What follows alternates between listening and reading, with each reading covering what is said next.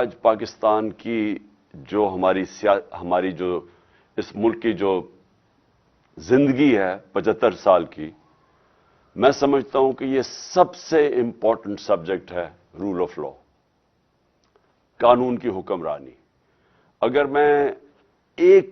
میرے سے کوئی پوچھے نا کہ وہ کون سی ایک چیز ہے جو ملک کو جس دلدل میں ہم دھستے جا رہے ہیں اس سے نکالے گا، وہ ہے رول آف لا۔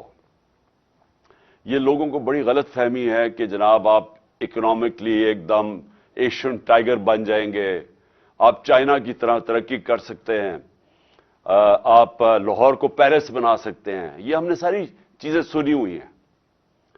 اس سب کے پیچھے جب تک ایک ملک کے اندر انصاف نہیں ہے، رول آف لا نہیں ہے، کوئی بھی ملک، میں نے آج تک دنیا میں 70 سال کی اپنی زندگی میں کسی ملک کو خوشحال نہیں ہوتے دیکھا جس میں رول آف لا نہیں ہے۔ اور میں نے کبھی ریسورسز کے باوجود، وسائل کے باوجود، میں نے کبھی کسی ملک، جس ملک کے اندر رول آف لا نہیں ہے، جتنی مرضی آپ وسائل آپ دے دیں، میں نے وہاں خوشحالی نہیں دیکھی۔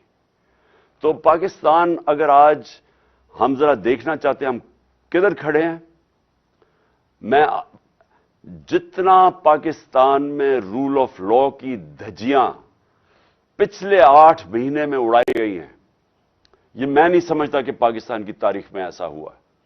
اور ان 7 مہینے میں جتنی تیزی سے پاکستان تیزی سے نیچے جا رہا ہے، یعنی ہماری جو معیشت ہے، کبھی پاکستان کی معیشت کو یہ چیلنج نہیں ہے جو آج وہ فیس کر رہی ہے۔ ہمارے ملک، جو چھوڑیں کہ پاکستان کے لوگ کیا کہہ رہے ہیں، پاکستان کے لوگ، جو بزنس کمیونٹی وہ کیا کہہ رہی ہے، کسان کیا کہہ رہا ہے، بزنسز، مزدور، کوئی بھی طبقہ لے لیں وہ آج کیا کہہ رہا ہے، وہ سب آج خوف زدہ ہیں۔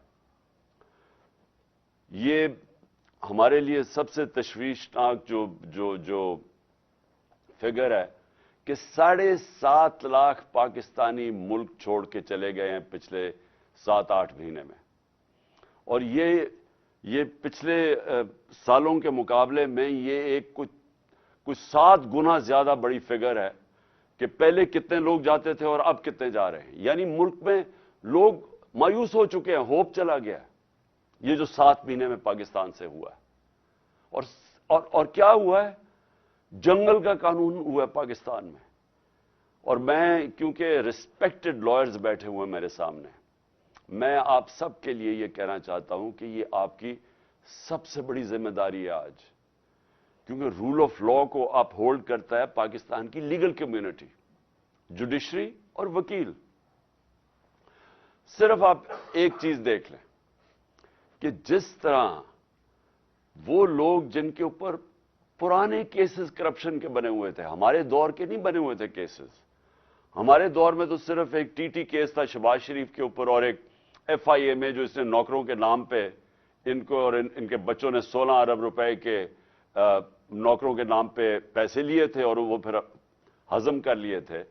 اور وہ جو ٹی کا کیس ہے کہ جدھر یہ پیسے جمع کرتے تھے اور ماڈل ٹاؤن سے پھر پولیس اسکورٹ میں وہ گاڑی کو لائے، وہ حوالہ ہنڈی پہنچایا جاتا تھا، ادھر سے پیسے باہر بھیج دیے جاتے تھے، اور جب باہر سے منگواتے تھے تو یہ وہ لوگ، کبھی چینی والا تو کوئی پاپڑ والا، اور اس طرح کے لوگوں کے نام پہ پیسے واپس لے کے آئے، اور وہ جب ضرورت پڑے باقی پیسہ باہر رکھتے تھے۔ وہی آصف زرداری کا جو فیک بینک اکاؤنٹس کا کیس ہے، ایگزیکٹلی وہ دونوں وہ ایک ہی ہے۔ تو جو دیکھا گیا ہے کہ قانون ملک کے بدلے گئے، اسمبلی نے، نیشنل اسمبلی نے پہلے تو ایک رجیم چینج کروائی گئی ایک سازش کے تحت، اوپن مارکیٹ کے اندر منڈی لگی، الیکشن نہیں آکشن کی وجہ سے ایک آکشن ہوئی جس کے اندر لائلٹیز بدلی گئی، ہارس ٹریڈنگ ہوئی، گورنمنٹ گرائی گئی، اور اس کے بعد پہلا کام انہوں نے یہ کیا، اپنے کرپشن کے کیسز ختم کیے، اور پھر قانون ایسے بنائے گئے کہ ایک ایک بچا، جو ان کے بڑے کرپشن کے سٹالورٹس تھے وہ بچ گئے سارے، اور سارے آپ دیکھ رہے ہیں کہ باری باری सारों की करप्शन केसेस खत्म हो रहे हैं। तो ये तो किसी दुनिया के मुल्क में मैंने ऐसा नहीं देखा। ये तो मैं शायद बनाना रिपब्लिक्स में भी ऐसा ना होता। ये तो कोई मगरबी जमहूरियत के अंदर कोई तसव्वुर भी नहीं कर सकता कि पब्लिक के पैसे चोरी करने वालों को पहले आप एक साजिश के तहत मुल्क के ऊपर मुसल्लत करें, उनके केसेस ना होने दें। ये भी मैं कहूं, हमारे दौर में मैं पूरी कोशिश करता रहा, मैंने पूरी कोशिश की कि इनके पूरे केसेस मैच्योर थे। नैब के अंदर से हमें कहते थे केसेस मैच्योर है, लेकिन पीछे से हमें इजाजत नहीं है। अब पीछे से इजाजत कौन नहीं दे रहा था? जनरल बाजवा साहब। जनरल बाजवा पीछे बैठे हुए थे, वो फैसला करते थे कि कौन सी नैब ने किसके ऊपर कब कितना दबाना है, फिर कब छोड़ देना है, कब अंदर उसको डालना है। शहबाज शरीफ का ओपन एंड शट केसेस थे, उसका केस ही नहीं लगता था। हम बिल्कुल बेबस थे, प्राइम मिनिस्टर बेबस बैठा था। और ये क्या शो करता है कि यहां मुल्क के अंदर जो कानून की हुक्मरानी है वो नहीं है, ताकत की हुक्मरानी है। और ये इससे सिर्फ यही नहीं है कि इस वक्त मुल्क के वो बड़े बड़े क्रिमिनल्स बाहर फिर रहे हैं और मुल्क के ऊपर बैठे हुए और फैसले कर रहे हैं, अपने केसेस भी बचा रहे हैं, और मुल्क की इकॉनमी नीचे चली गई है और ये ऊपर इनकी सारे केसेस माफ हो गए और बाकी भी बैठे हुए आने के लिए। ये किसी भी डेमोक्रेटिक सोसाइटी में, आज अगर आप चाइना को कहते हैं, चलिए जी चाइना, मगरब कहता है कि वो डेमोक्रेटिक सोसाइटी नहीं है, लेकिन प्रेसिडेंट शी जिनपिंग ने 450 वजीरों को 7-8 सालों के अंदर उसने जेलों में डाला करप्शन पे। तो अगर ये इतना बड़ा इशू नहीं था, तो क्यों वो जो भी मुल्क आगे बढ़ रहा है वो क्यों इतना करप्शन के ऊपर, क्यों इतनी वो जोर लगाते हैं कि ताकतवर करप्ट लोगों को कानून के नीचे लेके आए? क्योंकि यही एक सक्सेस होता है एक माशरे की, जिसको लेवल प्लेइंग फील्ड कहते हैं। क्यों हमारे पाकिस्तान के यहां से, मैंने अपने साथ, मैं जब पहली दफा बरतानिया गया 1971 में, तो मुझे याद है लेबर जाती थी पाकिस्तान की वहां, और हर थोड़े 5-6 साल के बाद वो पहले मजदूरी शुरू करते थे, फिर वो अपनी कोई दुकान खोल देते थे, और देखते देखते वो बिजनेसमैन बन जाते थे। तो पाकिस्तान में क्यों नहीं वो कर सकते थे? क्योंकि वहां कानून है, वहां लोगों के पास राइट्स हैं, उनका जो कानून इंसाफ का निजाम है उनको प्रोटेक्ट करता है, हमारे लोगों को प्रोटेक्ट करता है जो कि वहां के शहरी भी नहीं थे, जो मजदूर थे। क्यों यहां से लोग कोशिश करके अमेरिका जाते हैं और वीजा लेके जाते हैं? वहां कोई पैसे तो नहीं बांट रहा, क्योंकि वहां का जो सिस्टम है वो लेवल प्लेइंग फील्ड देता है। रूल ऑफ लॉ शहरियों को लेवल प्लेइंग फील्ड देता है, एक जेन्युइन एंटरप्रेन्योर्स को ऊपर आने की मौका देता है। वहां खुशहाली इसलिए होती है, जो भी मुल्क खुशहाल होता है उसके अंदर मौका मिलता है लोगों को पैसा बनाने के लिए, मेहनत कश को रिवॉर्ड मिलता है, उसको पैसा, उसकी मेहनत का उसको फल मिलता है। लेकिन जब एक सिस्टम डिस्टॉर्ट किया जाता है, ताकत की हुक्मरानी होती है, वो कभी भी दुनिया की तारीख के अंदर कभी वो मुल्क प्रोग्रेस नहीं कर सकता। हमारे जो नबी सल्लल्लाहु अलैहि वसल्लम ने मदीना की रियासत में गुर्बत की इंतहा थी शुरू में, लेकिन सबसे पहले रूल ऑफ लॉ कायम किया कि मेरी बेटी भी चोरी करेगी तो सजा मिलेगी। और तुम्हारे से पहले बड़ी कौमें तबाह हुई, जो ताकतवर के लिए एक कानून था और कमजोर के लिए दूसरा था। तो मुझे आज अपनी लीगल कम्युनिटी से अपील करनी है। मैं आपसे ये अपील करता हूं अपने मुल्क की खातिर कि देखिए, आपको अपनी जिम्मेदारी पूरी तरह निभानी पड़ेगी।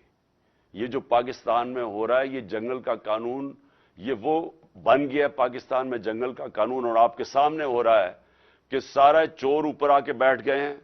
और जो लोग कैंपेन कर रहे थे, यानी मेरी तरह के आदमी जिसने अपनी जिंदगी के 26 साल सिर्फ इंसाफ की तहरीक में लगाए, कि कहता 26 साल से कह रहा था कि अदलिया को आजाद होना चाहिए, जेल में गया उसके लिए।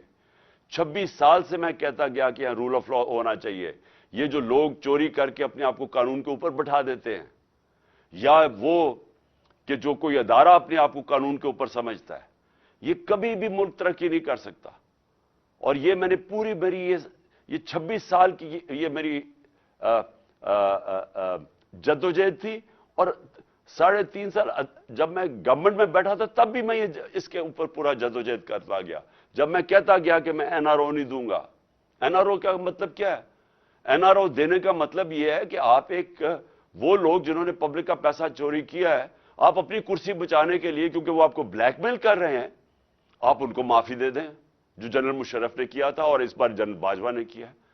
تو یہ اس سے زیادہ ملک سے میں کہتا تھا میں غداری کروں گا اپنی قوم سے کہ اگر میں ان لوگوں کو این آر او دوں گا جن کو آج این آر او مل گیا۔ اور آپ کی سب کے سامنے کبھی بھی ایسا نہیں ہوا کہ ایک مارچ کے اندر پاکستان کی اکنامک سروے کی فگرز پڑھ لیں کہ ہر طرح اکنامک گروتھ پاکستان کی 6%، ریکارڈ ہماری ایکسپورٹس تھی، ریکارڈ ٹیکس کلیکشن تھی، ریکارڈ ریمیٹنسز تھی، 4 فصلیں ریکارڈ تھی، کسان خوشحال تھا، سروس سیکٹر آگے جا رہا تھا۔ مارچ سے آج دیکھیں پاکستان کا حال کیا ہے۔ اور یہ جو 7.5 لاکھ لوگ ملک چھوڑ کے جا رہے ہیں، ہمارا نوجوان ڈائنامک ہمارا سیکٹر، یہ سوچیں کہ کتنی مایوسی آج پاکستان میں ہے کہ جو اس ملک کے ساتھ ہوا 7 مہینے کے اندر۔